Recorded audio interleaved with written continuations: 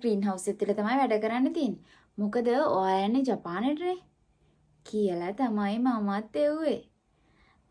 Green house එකක් ඇතුලේ වැඩ තියෙනවා කියලා එව්වට අපිට 80%ක්ම තියෙන්නේ ග්‍රීන් හවුස් එකක් ඇතුලේ නෙමෙයි එළියේ තමයි වැඩ තියෙන්නේ. අද අපි කතා කරමු ඇග්‍රිකල්චර් වීසා එක ගැන. ඒ කියන්නේ ඇග්‍රිකල්චර් ස්කිල් එක ගැන අද අපි කතා කරමු. ඔයාලා දන්නවා මම වීඩියෝ සීරීස් එකක් අරන් එවිලා තියෙනවා SSW වීසා එක ගැන කතා කරන්න. ඒ වීඩියෝ සීරීස් එකේ මම ඔයාලට හැම ස්කිල් එකක් ගැනම වීඩියෝස් අරගෙන එනවා. එතකොට ඔයාලට ලේසි ඔයාලට කරන්න පුළුවන් කරන්න හොඳයි කියලා හිතන ස්කිල් එකක් තෝරගෙන ජපානයට එන්න.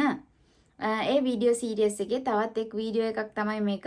ස්කිල් ගැන ඉස්සෙල්ලාම කියන වීඩියෝ එක. මොකද මමත් ජපානයට මුලින්ම එන්නේ ඇග්‍රිකල්චර් කියන ස්කිල් එකකින්. ඒක නිසා තමයි මම මුලින්ම ඇග්‍රිකල්චර් ස්කිල් එක ගැන කතා කරන්න ඕනි කියලා හිතුවේ.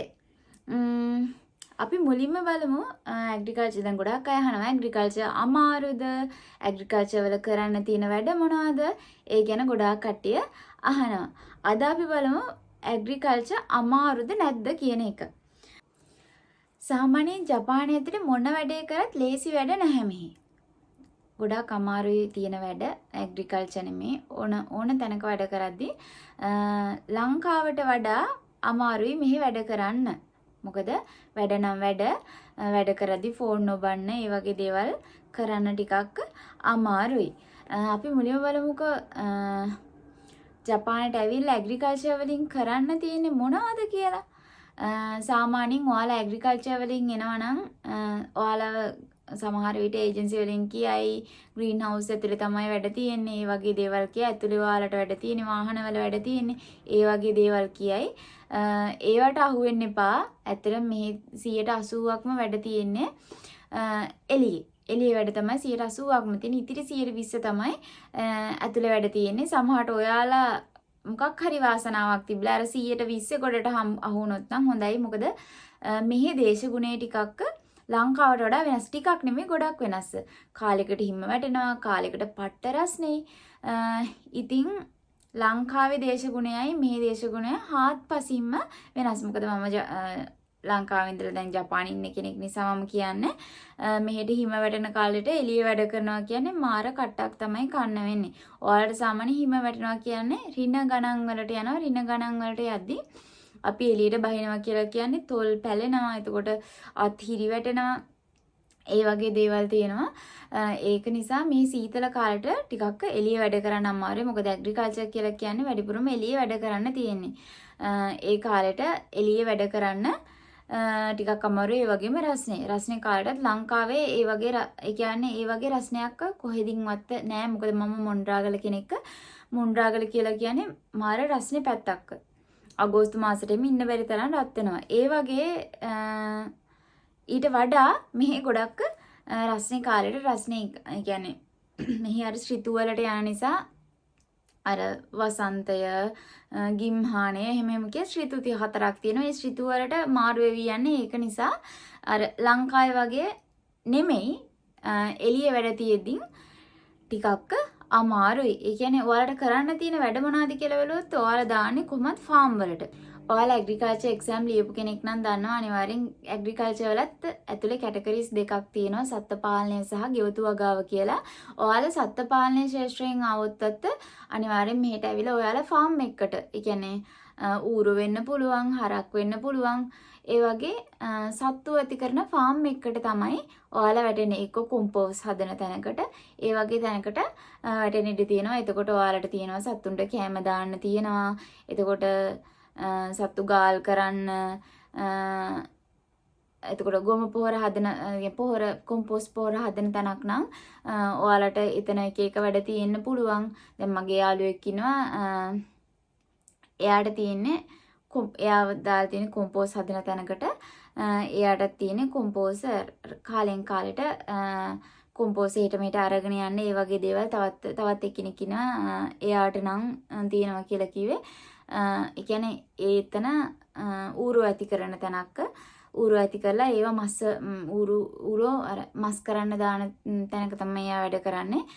ඌරුන්ට කැම් බීම දෙන්න, එයාලට බෙහෙත් විදින්න, ඒ වගේ දේවල් ඔය සාමාන්‍යයෙන් සත්ත්ව පාලනය කියන ස්කිල් එක යටතේ ආපුවම කරන්න තියෙනවා. ඊට පස්සේ අපි කතා කරමු ගෙවතු වගාව ගැන.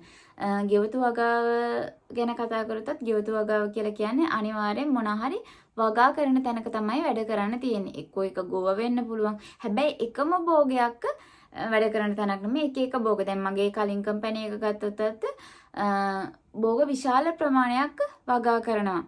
එතකොට එතන තියෙනවා කැරට් තියෙනවා, ගෝවා, බණ්ඩක්කා, ඒ වගේ එක දේවල් තියෙනවා. ඒ කියන්නේ එක එක කාලයට අපිට එක එක වගාවන් වලට මුහුණ, ඒ කියන්නේ එක එක වගාවල් තමයි කරන්න තියෙන්නේ. යාළුවා හැමදේම කියලා දෙනවා අපිට. මේක තමයි මේ විදිහට තමයි කරන්න තියෙන්නේ කියලා. අනිවාර්යෙන් ඒක නිසා මොකද අපි ජපන් ජාතිකයෝගේ කම්පැනියක් යටතේ වැඩ කරන්නේ.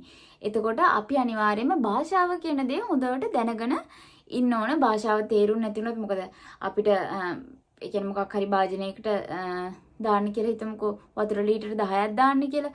අපිට ඒක තේරෙන්නේ නැතුව අපි වතුර ලීටර 20ක් දාලා තෙල් මොනවා හරි කවලම් කරා කියලා හිතමුකෝ. එතකොට මාර ප්‍රශ්න ඇති වෙන්නේ කම්පැනිස් වල.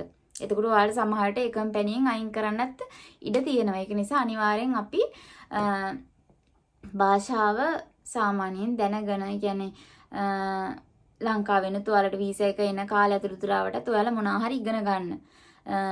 ඉගෙනගෙන එන්න කියලා තමයි මට කියන්න තියෙන්නේ. ඒ වගේම එන පිරිමි ළමයි ගොඩක් අය ඩ්‍රයිවිං ලයිසන් තියන අය එන්නේ. එහෙම ඩ්‍රයිවිං ලයිසන් තියෙන කට්ටිය ඇවිල්ලා අවුරුද්දක් අපිට ඉන්ටර්නැෂනල් කරගෙන ඇවිල්ලා මෙහි පදින්න පුළුවන්. ඊට පස්සේ ඔයාලට ඒ කම්පැනි වලින්ම ජපානි ලයිසන් එකත් අරගෙන දෙනවා. මෙහි මොකද ඇග්‍රිකල්චර් කියන ශාස්ත්‍රයේ ඉද්දී අපි ඒ කියන්නේ ඉන්න කම්පැනි එකේ ඉඳලා අපි යන්න ඕනේ වතුවරට යන්න තියෙනවා. ඒ වගේ දේවල් කරද්දී අනිවාර්යෙන් අපිට ඩ්‍රයිවිං ලයිසන් එක පිරිමි ළමෙක් නම් ඩ්‍රයිවිං ලයිසන් එක අනිවාර්ය ඕනි දෙයක්. මෙහි ගොඩක් ඉන්ටර්විව්ස් වලදී අහනවා ඔයාලට ඩ්‍රයිවිං ලයිසන් තියෙනවද කියලා. මොකද අපි ඒ වගා කරන භූමි වලට යන්න අනිවාර්යෙන් අපි වාහනයක, කියන්නේ කම්පැනි එකෙන් වාහන දෙනවා. මොනවා හරි ඒකේ තියෙන දේවල්, ඒ කියන්නේ වත්තක තිය අපි හිතමුකෝ සාමාන්‍ය උදාහරණයක් විදිහට කැරට් කියලා. කැරට් ඒ වත්තේ තියෙනවා. අපි වත්තෙන් කැරට් අරගෙන කම්පැනියට අරගෙන එන්න ඕනේ. මොකද ඒ කම්පැනි එකේම හොදලා පැකින් කරනවා නම් අනිවාර්යෙන් අපි වත්තේ තියෙන දේවල් අරගෙන එන්න ඕනේ. ඒවා අරගෙන එන්නත් සාමාන්‍යයෙන් ඔය වැඩ කරන කට්ටියම තමයි ඒ වගේ දේවල් කරන්නෙත්. ඒක නිසා සාමාන්‍ය ගොඩක් මැෂින් වලින් වැඩ තියෙනවා. මැෂින් වලින් වැඩ තියෙද්දිනුත් ලයිසන් එක තියෙන එක ගොඩක් හොඳයි. ඔය බැකෝ වගේ දේවල් වලින්නුත් හිටපු ගමන් වැඩ තියෙනවා. ඊට පස්සේ ලොකු වාහන අරගෙන යන්න තියෙනවා. සාමාන්‍ය වල ලයිසන් එකක් නැත්නම් ඇග්‍රිකල්චර් වලින් එන්න ඉන්නවනම් ලයිසන් එකත් ගන්න එක හොඳයි කියලා මම හිතනවා. ඇග්‍රිකල්චර් සමහර කම්පැනිස් වල කාලෙන් කාලෙට වැඩ නැහැ. ඒ කියන්නේ මම කලින් හිටපු කම්පැනි එකේ නම් හැම කාලෙම වැඩ තිබුණා. හැබැයි අර මෙහි සීතල කාලේ, රස්නේ කාලේ එන නිසා සමහර හැම කම්පැනි එකම නෙමෙයිනේ. සමහර කම්පැනි වල කාලයකට වැඩ අඩු වෙනවා. කාලයකට ඕටිත් එක්ක සමහරට පැය 10ක් 12ක් විතර වැඩ කරන්න වෙන අවස්ථා තියෙන වැඩ ගොඩක් තියෙනකොට. ඒක කම්පැනියෙන් කම්පැනියට වෙනස් වෙනවා. සාමාන්‍යයෙන් මෙහි වීත් වගා කරනවා. වී වගා කරට අපි ඒ කියන්නේ පැල හිටවන ඒවා ඒ දේවල් කරන්නේ. හැබැයි අපි පැල තවන් දාන්න කියලා කියන්නේ මැෂින් වලින් තමයි ඒවා ප්ලේට් වලට දාන්නේ.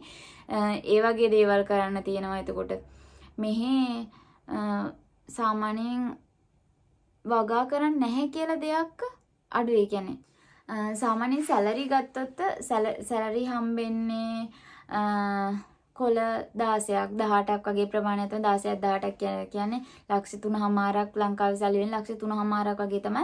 හැබැයි ඔයාලට OT එකතු වෙද්දී ඒ සැලරි එක වැඩි වෙන්න පුළුවන්. සමහර කම්පැනිස් ඉතින් OT නැති කම්පැනිස් නුත් තියෙනවා. නැත්තේ නෑ. හැම කම්පැනි එකම OT දෙන්නේ නැති කම්පැනිස් නුත් තියෙනවා. සමහර කම්පැනි වල. හැබැයි සමහර කම්පැනිස් තියෙනවා වැඩ අඩු වුණත් තමන්ගේ බේසික් සැලරි එක දෙනවා අනිවාර්යෙන්. අපි බේසික් සැලරි එකට තමයි ඇග්‍රීමන්ට් එක සයින් කරලා එන්නේ. සාමාන්‍යයෙන් කොළ 18කට කියලා හිතමුකෝ. අපි ලක්ෂ 3මාරට කියලා හිතමුකෝ. ඒ කම්පැනි එකේ වැඩ නැති වුණත් ඒක වැඩ නැති එක අපේ ප්‍රශ්නයක් නෙමෙයිනේ.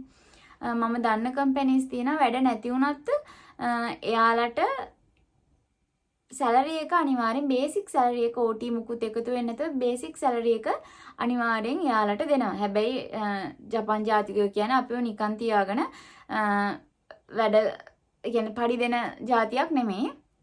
කියන්නේ අපිව අපෙන් වැඩ අරගෙන කොහොම හරි වැඩ අරගෙන පඩි දෙන જાතියක්. ඒක අත්දැකීමෙන් මම කියන්නේ. මොකද වැඩ නැති කාලෙට අපිට මේ අවුවේ ගිහිල්ලා වල් හරි ගලවන්න දෙනවා. මොකක් හරි වත්තක වල් හරි ගලවන්න දෙනවා වැඩ නැති කාලෙට. ඒක තමයි ඇත්තම කතාව. මං හිතනවා ඔයාලට මේ වීඩියෝ එකෙන් සාමාන්‍ය අවබෝධයක් එන්න ඇති කියලා.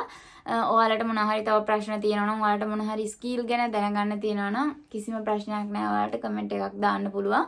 මං අනිවාර්යෙන් ඊගා පාර ඒ ගැන විස්තරාත්මක වීඩියෝ එකක් අරගෙන එනවා.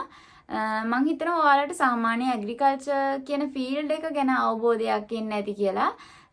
වැඩ අමාරුද කියලා අහන අයට නම් කියන්න තියෙන අවසානටත් මේ මොන ස්කිල් එකකින් ආවත් වැඩ ලේසි කම්පැනිස් නෑ. හැම කම්පැනි එකම වැඩ අමාරුයි. ලංකාවට වඩා අමාරුයි. ලංකාවේ කරන වැඩයි මේ කරන වැඩයි ආත්පසින්ම ඇත්තටම වෙනස්. එහෙනම් අපි තවත් වීඩියෝ එකකින් හම්බෙමු. මතනේ.